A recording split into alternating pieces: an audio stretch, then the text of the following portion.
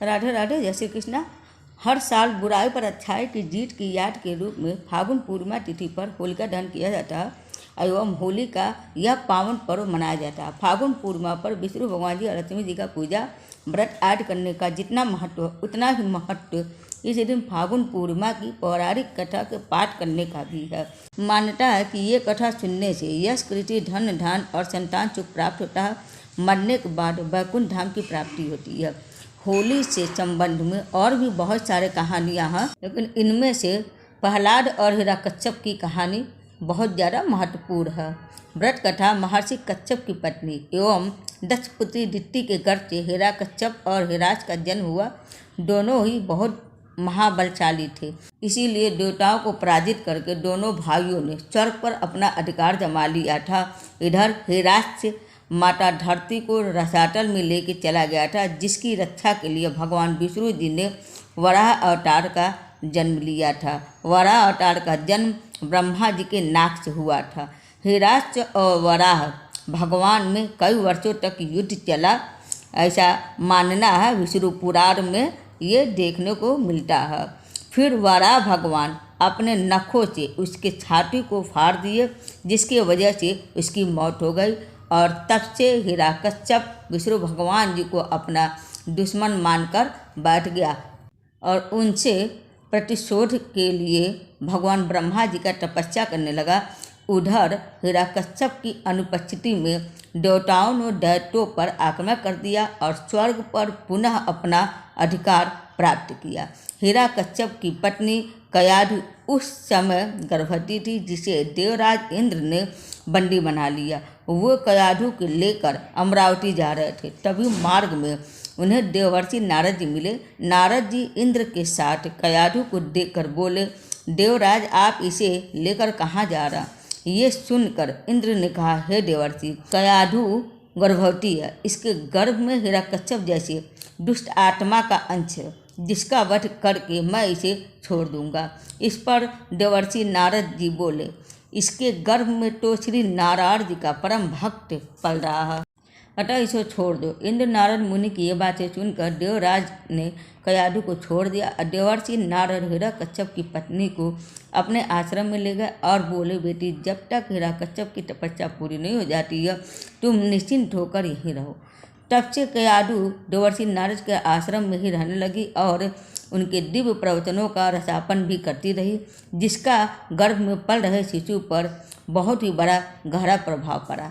जब समय आया तो कयाधु ने एक पुत्र को जन्म दिया, जिसका नाम प्रहलाद रखा गया। इधर हिरण्यकश्यप की तपस्या जब पूरी हो गई तो ब्रह्मा जी ने प्रसन्न होकर उसे मनवांछित वरदान दिया, जिसके पश्चात वो अपने राज वापस लौट आया। कयाधु भी प्रहलाद को लेकर अपने पति के पास चली आई। प्रहलाद जब थोड़े बड़े हुए तो एक शिष्य गुरु के मार्गदर्शन में उनकी शिक्षा का प्रबंध किया गया। एक दिन जब हिरण्यकश्यप अपने समस्त मंत्रियों के साथ बैठे हुए थे, तभी प्रहलाद अपने गुरु के साथ वहां आए और पिता को कृतज्ञता पूर्वक प्रणाम किया। ये देखकर हिरण्यकश्यप अति प्रसन्न हुआ और बोला, वत्स प्रहलाद, तुमने अब तक की शिक्षा के दौरान कौन सी सबसे अच्छी बात सीखी है, मुझे बताओ। ये सुनकर प्रहलाद ने कहा, पिताश्री, मैंने अब तक जो सबसे अच्छी बात सीखी है वे ये है कि वे आदि मध्य और अंत के रहित अजन्मा है, इस जगत के पालनहार हैं, दिन दुखियों के स्वामी हैं। उन श्री हरि को मैं बारंबार प्रणाम करता हूँ। ये बात सुनकर हिरण्यकश्यप क्रोध से लाल होता। उसने प्रहलाद के गुरु पर चीखते हुए कहा, अरे मूर्ख ब्राह्मण, तूने मेरे इस बालक को मेरे परम शत्रु का गुणगान करने की शिक्षा क्यों दी?